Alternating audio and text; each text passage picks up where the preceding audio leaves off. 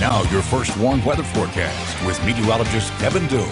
For the time being, conditions remain fairly quiet. Here's a look at our Mearthsdale Skytrack. This is overlooking the Rock River in downtown Beloit, where there are just some partly cloudy skies overhead, so still looks like a nice, calm summer day. Temperatures right now are still feeling that way as well. 88 degrees right now in Rockford, 88 in Janesville, 84 right now in Rochelle, 83 currently in Freeport. Our dew point temperatures are in the middle to upper 60s, which is fairly high. That is quite a bit of moisture to throw into our atmosphere, but seeing as though our temperatures are so high, the further they're spread apart, the drier that we are. So our humidity is still on the low side, only at 43% right now in Rockford. So we still are fairly comfortable out there. Wind speeds right now are a little gusty in some spots, between around 10 and 15 miles an hour. And then wind gusts are even a bit stronger, anywhere from around 15 to 20, even upwards of 22 miles per hour currently in Rockford. Here's a look at our satellite and radar, where we are dry for the time being. And as we saw, just some partly cloudy skies overhead, but zooming out, you can see this complex of thunderstorms to our north that is currently pushing through central Wisconsin,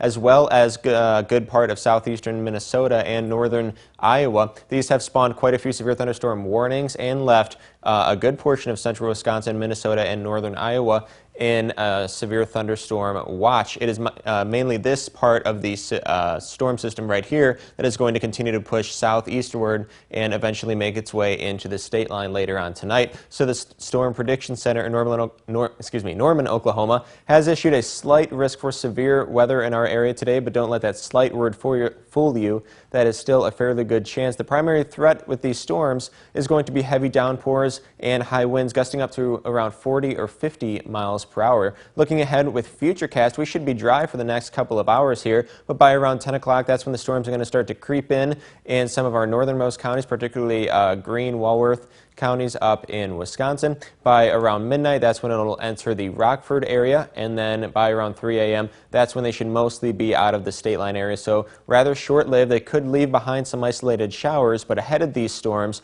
really isn't going to be much rain, so these storms are going to hit us rather quick. And then tomorrow morning, we should start off fairly dry, just some partly cloudy skies overhead, but by the early afternoon and all the way through the evening, we could see some isolated showers here and there, and then by around 9 o'clock, we should be dry, and it'll stay that way for the remainder of the night and as we kick off Wednesday as well. So here's another look at the timing of these storms. This is for Rockford in particular. As we saw, the bulk of these storms are going to come through between around 11:30 and maybe 2 a.m. And like I said, leaving behind possibly just some isolated showers. But as I mentioned, nothing really to talk about ahead of these storms. They're going to come through rather quickly. Taking a look at our potential rainfall totals just through tonight, some areas could see upwards of ½ an inch of rain. For tonight, we'll fall to around 68 degrees for a low, following these thunderstorms that come through. Tomorrow, just a tad cooler than we were today, 86 degrees for a forecast high, under partly cloudy skies with the exception, as we saw, of an isolated shower here and there. And then for the remainder of your work week, our threat for thunderstorms returns